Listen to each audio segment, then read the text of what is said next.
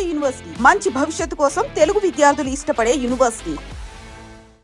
Social media ద్వారా ఎంత ఒక 15 లక్షలు 20 లక్షలు వస్తుందా నెలకు? మొన్నటి వరకు అయితే 15 lakhs వచ్చినాయి, ఇప్పుడైతే తగ్గినాయి 50 లక్షలు 15 lakhs. నాకు ఎవ్రీ మంత్ ఒక $12,000 అట్లా వచ్చాయి. ఈ మధ్య మొత్తం తగ్గిపోయింది. ఇప్పుడు రీసెంట్గా ఈ మంత్ నుంచే తగ్గిపోయింది. ఈ మంత్ మా అంటే ఒక 1.5 lakh కూడా రాలే. ఓకే, ఎందుకంటే మొత్తం తగ్గించేశాడు. ఇంకోటి ఏంటంటే సంగీత్ ఈవెంట్స్ బాగా చేస్తాను నేను. అమెరికా ఆన్లైన్ క్లాసెస్ కొరియోగ్రాఫ్ చేస్తాను, జూమ్ క్లాసెస్. సో మొత్తం మీద మంత్లీ ఎంత సంపాదిస్తాను? మంత్లీ ఒక 15 lakhs అట్లా వస్తాయి. 15 lakhs వస్తాయి. సిచ్యువేషన్ ఖర్చులు ఉంటాయి కదా, మీకు తెలియదు. ఇంకోటి ఏంటంటే నా దగ్గర వాళ్ళందరికీ కూడా వాళ్ళ షూటింగ్స్ ఉన్నప్పుడల్లా మనీ ఇస్తా. ఇక చాలా పెద్ద హ్యాండ్ మాస్టర్. అంటే నేను వచ్చిన దానికి నన్ను చేసిన దానికి నాకు చాలా ఇప్పటికి కూడా నాకు బాధ. మంచికి లేదన్న వాల్యూ. మేము తెలంగాణ యూనియన్ పెట్టింది కూడా నా లెక్క ఎవడు కావద్దనే. కానీ లాస్ట్కి పోయి అక్కడ పోయి తీసుకొని కూడా ఇప్పటికీ కూడా పుల్లలు పెడుతున్నారంటే వాడు ఒక పెద్ద కొరియోగ్రాఫర్ అయి పెడితే బాగుండు. ఇప్పుడు మా తెలంగాణ యూనియన్ నుంచి పోయిన మాస్టర్ బెన్నీ విజయ్, నా సామరంగ డైరెక్టర్, ఆయనకి ఏం లేదు. బాంబే కార్డు తీసుకొని సాంగులు చేస్తుంటే చేయనీలే. నేను ఇట్లా కాలు మీద కాలు వేసుకొని షూటింగ్ కాడ కూర్చొని సాంగులు చేయించేది. హ్యాపీ సినిమాలో బిందాస్ అనే పాట ఉందా, అది ఆయన చేసింది.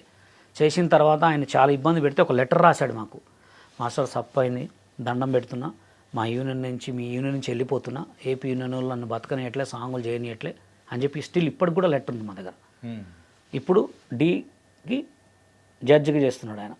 ఎవరి ద్వారా పోయిండు, ఎవరు సాంగులు చేస్తూ పోయిండు, ఎవరు నిల్చుంటే పోయిండు, మేమే కదా. డీ గురించి అంటున్నారు కాబట్టి డీ కానీ ఆట కానీ ఇలా ప్రోగ్రామ్స్ వస్తూ ఉన్నాయి. ఆ ప్రోగ్రామ్స్లో కొరియోగ్రాఫర్స్ వాళ్ళ సర్వైవింగ్ ఎలా ఉంటుంది అయిపోయిన తర్వాత? కానీ అంటే ప్రోగ్రామ్ చేసేటప్పుడు అయితే ఆ ఛానల్ వాళ్ళు అమౌంట్ ఇవ్వడము, సో దాని వరకు వర్క్ ఉంటుంది, దాంతోపాటు మనీ వస్తూ ఉంటుంది. కాబట్టి అయిన తర్వాత ఎలా ఉంటుంది వాళ్ళ పరిస్థితి? ఏమొస్తుంది, ఏమి ఇస్తారు వాళ్ళు? ఇచ్చేది ఒక 40,000-50,000 ఇస్తారు. ఒక గ్రూప్ డ్యాన్స్ చేయాలంటే వెనక పిల్లగాళ్ళని పెట్టుకోవాలా, కాస్ట్యూమ్ వాళ్ళు ఇస్తారు, తిండి. ఇప్పుడు ఈడు కొరియోగ్రఫీ చేసుకోవాలి అనుకుంటే దానికి ఎంత ఉంటుంది, స్ట్రగుల్ ఉంటుంది. ఆ పిల్లగాళ్ళను మొత్తం మంచి చేసుకోవాలి, మళ్ళీ స్టూడియో రెంట్ కట్టుకోవాలి, ఆయన తినాలా, తాగాల, తిరగాల కార్లో. ఇంకా కొరియోగ్రాఫర్లు అందరికీ కొంచెం బిల్డప్ ఎక్కువ ఉంటుంది. కార్లో ఏంది దిగరు. ఒక డీ షో హిట్ అయినా, ఒక ఏదైనా పెద్ద షోలు హిట్ అయినా నడిచి తిరగరు. కారులో కంపల్సరీ పోవాలా, ఎటు పోయినా కారులోనే పోవాలా. ఇంట్లో వండుకోరు, మందిలకి లేకపోతే నైట్ పూట వాటికి పోతారు, మస్తు ఖర్చు ఉంటుంది. వాళ్ళు ఏంటంటే బషీర్ మాస్టర్ చేసేదా లేకపోతే నా అప్పుడు ఇలేవు, నా ఎప్పుడు ఇలేవు. నా అప్పుడు ఎలా ఉండేదంటే అక్కడికక్కడికి వచ్చిన కొరియోగ్రాఫర్లనే మేము అక్కడక్కడ డాన్సర్లని కొరియోగ్రఫీ చేసుకున్నాం. ఇప్పుడు మెయిన్నెస్ ఎక్కువ. నా అప్పుడు అంత లేదు. నా అప్పుడు ఎంత డైలీ షోకి 1,000, 1,500 ఇచ్చుడు ఎక్కువ, లేదా అప్పటినే ఛార్జీలు ఇచ్చేటవాళ్ళు. మాకు ఈటీవీలో నేను చేసినప్పుడు 91, 92లో ఖమ్మం నుంచి వస్తే అప్పటినే ఛార్జీలు, టికెట్లు పెట్టాలా. నేను తీసుకొచ్చిన టికెట్లు పెడితే టికెట్లు కాక 1,500 ఇచ్చేవాళ్ళకి ఎక్స్ట్రా, అంతే. ఇప్పుడు మామూలు ఖర్చు కాదు. నేను డీలో చేసినప్పుడు కూడా D2లో 8 ఎపిసోడ్లు చేస్తే నాకు 35,000 ఇచ్చారంట. నాకు రాకేష్ మాస్టర్ ఇవ్వలే. లాస్ట్ నన్ను నిల్చోబెట్టి ఎలిమినేషన్ చేసినప్పుడు కూడా నేను డబ్బులు అడగలేదు. ఎందుకు అడగలేదంటే నాకు డబ్బులు ముఖ్యం కాదు, అక్కడ షో ముఖ్యం. షోలో మంచితనం లేదు, షో ఏంటంటే మోసం, అది అందుకు నచ్చలేదు. ఇప్పుడున్న వీళ్ళు ఏంటంటే మెయింటెనెన్స్ ఎక్కువ, వాళ్ళు ఇచ్చే తక్కువ. ఇక పాపం వాళ్ళు ఏమవుతారు, అప్పుల పాలే అవుతారు. ఇక వచ్చిన వాడి దగ్గర, డాన్సర్ల దగ్గర, వాళ్ళ దగ్గర వీళ్ళ దగ్గర డబ్బులు అడుక్కొని చేయటమే. అది ఇప్పుడు సంగీతులు అనే ఒక మారుడీస్ వాళ్ళు సంగీతులు అని చేసారు. ఆ క్లాసుల వల్ల గెటిన్ అవుతున్నారు. సోషల్ మీడియాలో కొన్ని ఇన్ఫ్లుయెన్సర్ లేదా ఏదో ప్రమోషన్ చేసుకొని అట్లా సెట్ అవుతున్నారు, అంతే. కాదు మాస్టర్, ఇప్పుడు డీ ప్రోగ్రామ్స్ కానీ ఇట్లాంటి ప్రోగ్రామ్స్లో వాళ్ళ కొరియోగ్రాఫ్, వాళ్ళ పర్ఫార్మెన్స్ చూస్తే మెంటల్ ఎక్కిపోతుంది. ఎస్, ఎట్లా చేస్తూ ఉంటారంటే వండర్ఫుల్గా. ఎస్, అట్లాంటి పర్ఫార్మెన్స్ ఇచ్చిన వాళ్ళు తర్వాత సినిమాల్లోకి రావడానికి ఎందుకంత? అంటే నేను చెప్పాను కదా, వాళ్ళు ఇచ్చిన 50,000 తోటి గెటన్ కావాలి. ఇప్పుడు తెలుగు యూనియన్లో కొరియోగ్రాఫర్ కార్డు తీసుకోవాలంటే 8 లక్షలు. 8 లక్షలు. డాన్సర్ కార్డు వచ్చి 6.5 lakh. ఇప్పుడు నువ్వు డాన్సర్ కార్డు ఇవ్వాలంటే ఇప్పుడు ఈ షోలో చేసిన అతను అంత ఫిట్గా ఆడమంటే ఆడతాడా? టెక్ ఉంటుందా? చాలా నా అంత తోపు లేడు అనుకుంటాడు. పోయి ఆడ డాన్సర్ కార్డు చేయమంటే డాన్సర్ కార్డు చేసినా ఆయన సెలెక్ట్ చేయరు. ఎందుకంటే నువ్వు మంచి డాన్సర్ కదా, టాలెంట్ కదా. నువ్వు వస్తే తెలుగు యూనియనే నాశనం అయిపోతుంది కదా.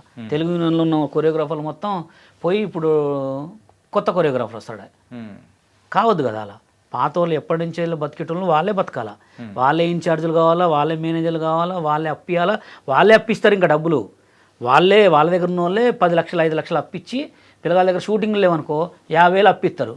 రోజు పీడ్స్గా తింటారు. లేదు ఒకళ్ళు షూటింగ్లు చెప్పాలన్నా బిర్యానీలు తెచ్చేయాలా, మందులు తెచ్చేయాలా. ఇప్పుడు వీళ్ళ దగ్గర డబ్బులు యాడి? నువ్వు 10 లక్షలు తేవాలంటే ఒక డాన్సర్ దగ్గర యాడ్ ఉంటాయి. 2 లక్షలు చూడటమే అమ్మో అంటారు. అట్లాంటి పరిస్థితులు వీళ్ళు పోయి కార్డు తీసుకుంటారా? వీళ్ళు కార్డు తీసుకున్నా కానీ ఫస్ట్ డాన్సర్ కార్డు తీసుకోవాలా. డాన్సర్ కార్డు తీసుకుంటే 3 సంవత్సరాలు డాన్సర్గా ఆడాలి, సినిమాలు ఆడాలి. సినిమాలు ఆడిన తర్వాత అసిస్టెంట్గా ఆడాలి. అది నిన్న అసిస్టెంట్ నిన్ను ఎందుకు పెట్టుకుంటాడు? అన్ని మాటలు నిన్ను కొత్త కొరియోగ్రాఫర్ కొత్త వాడిని పెట్టుకుంటాడు. అదే ఇప్పుడు కొత్త బాగా పేరున్న కొరియోగ్రాఫర్ని అసిస్టెంట్గా పెట్టుకుంటాడా? లేదు, పెట్టుకోడు. ఎందుకు పెట్టుకోడు అంటే ఈ సినిమాలు మొత్తం వీడికి వస్తాయి కదా. ఇంక నువ్వు ఏడ కొరియోగ్రాఫర్ అవుతావు? ఏంటి మాస్టర్, మరి వీళ్ళ గురించి బాగానే చెప్తూ ఉన్నారు, మరి మీరు సినిమాలు ఏం చేయరా ఇప్పుడు? అంటే నేను సినిమాలు చేసే రోజులు చెప్పాను కదా, నేను వచ్చినప్పుడే సినిమాలు చేద్దామని తిరిగినప్పుడే నా లైఫ్ మొత్తం తొక్కేశారు, లైఫ్ మొత్తం ఆపేశారు అంతే. ఇంకా నేను సినిమాలు చేయాలనుకుంటే కొంచెం బ్యాంక్ బ్యాలెన్స్ సెట్ చేసుకుంటున్నా. అదే మాస్టర్ సంపాదిస్తూ ఉన్నారు కదా. అంటే సంపాదన ఇల్లు కొనుక్కోవాలి కదా. ఇయర్ ఇల్లు కొనేస్తా, ఇయర్ ఇల్లు గృహప్రవేశం ఉంటుంది, ఇల్లు కొరియోగ్రఫీ మొత్తం అయిపోయిన తర్వాత సోషల్ మీడియాని కొన్ని రోజులు పక్కనే పెట్టను, జస్ట్ అట్లా ఆపేస్తా. నేను ఇప్పుడు సినిమాలు తిరిగితే నాకు అన్ని సినిమాలు వస్తాయి, నన్ను చూడడం లేరు, నన్ను అందరు చూస్తున్నారు. నాకు హరీష్ జయరాజు గారు లైక్స్ కొడతారు, కామెంట్స్ పెడతారు, అందరు ఉన్నారు. నేను తిరగటమే ఆలస్యం. నేను తిరిగితే ఎలా అది అది అని మీకు చెప్తా. కానీ పెద్దోళ్ళు ఒక సామెత చెప్పారు మాస్టర్, చేసేవాడు ఎప్పుడు చెప్పడు, చెప్పేవాడు ఎప్పుడు చేయడు. అంతే, నేను చెప్పను. ఎందుకంటే సినిమా ఇండస్ట్రీ అనేది నాకు చాలా ఇష్టం. నేను లారెన్స్ మాస్టర్ గారు నన్ను ఎలా బిహేవ్ చేశారు, నాకు ఆయన కార్డు ఇచ్చిన డబ్బులు ఎటుపోయినాయి. నాకు 15,000 కార్డు ఇచ్చారు, 50,000 కార్డు ఇవ్వమని ఇచ్చారు. అది తెలుగు యూనియన్ వాళ్ళకే ఇచ్చారు. ఆ డబ్బులు కూడా ఎటుపోయినా కూడా తెలియదు. నేను పోయి అడుగుదామంటే మా సినిమా వెళ్ళిపోయారు ఆయన.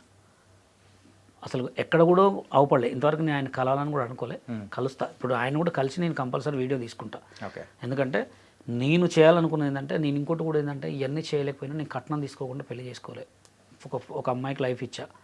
తర్వాత గట్టిన ఏదామంటే సాంగ్లు ఏమైనా తిరగాలంటే చేతులు కట్టుకొని తిరగాల. వాళ్ళు ఎప్పుడు పిలుస్తారని మనం ఎదురు చూడాలి.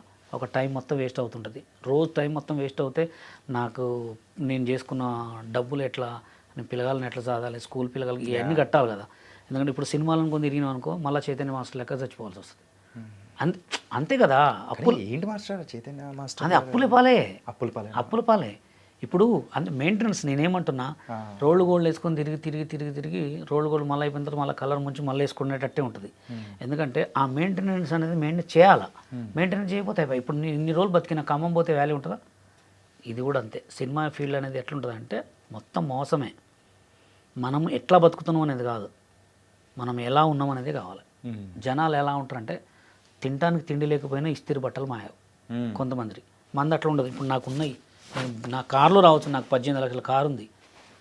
నా రేంజ్ ఎప్పుడు, నేను ఒక పెద్ద సినిమా కొరియోగ్రాఫ్ చేసినప్పుడు BMW కారు నుంచి దిగను. అంతే. నా ఇది ఎంత సోషల్ మీడియా కామను, ఇది మొత్తం కామన్. ఇవన్నీ నేను ఎప్పుడో చూసినా. ఇవన్నీ సోషల్ మీడియా, మీ మంజునాథ సాంగ్, శ్రీ మంజునాథ సాంగ్ వేస్తే ఇట్లా వేసి ఇట్లా నిల్చుంటే మొత్తం ఇట్లా డబ్బులు చల్లేటోళ్ళు వచ్చి, ఒక ముస్లిం అతను మంజునాథ సాంగ్ వేస్తుండని అట్లా ఉండే. కానీ అది కాదు, మనకు అనుకున్నది ఏంది, నా కొరియోగ్రఫీ నేను గోల్. ఆ గోల్ రీచ్ అయినప్పుడే నేను రేంజ్ మార్పిస్తా. అసలు ఏంటి మాస్టర్ మీ గోల్ చెప్పండి? నా గోల్ ఒక పెద్ద సినిమా కొరియోగ్రాఫ్ చేయాలి, ఒక పెద్ద కొరియోగ్రాఫర్ కావాలంటే. ఓకే, అంతకుమించి నాకు ఏం లేదు. పెద్ద సినిమాకి ఒక కొరియోగ్రాఫర్ అవ్వాలనే ఒక కోరిక అనేది కూడా ఉంది. కాకపోతే ఇప్పుడు రీసెంట్ టైమ్స్లో మీరు ఇస్తున్న ఇంటర్వ్యూస్ కానీ, పక్కన వాళ్ళ మీద అంటే చెప్పేవి, సో వాళ్ళ దగ్గర నుంచి మీరు అంటే అట్లని కాదు, అంటే ఈ గొడవలు కానీ ఇవన్నీ వీటి ద్వారా అంటే మంచి పేరు అనేది వస్తుందా? మంచి పేరు అవన్నీ ఎవరు చూడరు, ఎలా ఎదిగామనే చూస్తారు. అంతే. ఇప్పుడు కొంతమంది బిగ్ బాస్లో రీసెంట్గా వెళ్తున్నారు, అంత అబద్ధాలు ఆడి మోసాలు చేసి వాళ్ళని చేసి బిగ్ బాస్లో తీసుకుంటారు కదా. నేను అంతకంటే మోసం అది చేయట్లేదు కదా.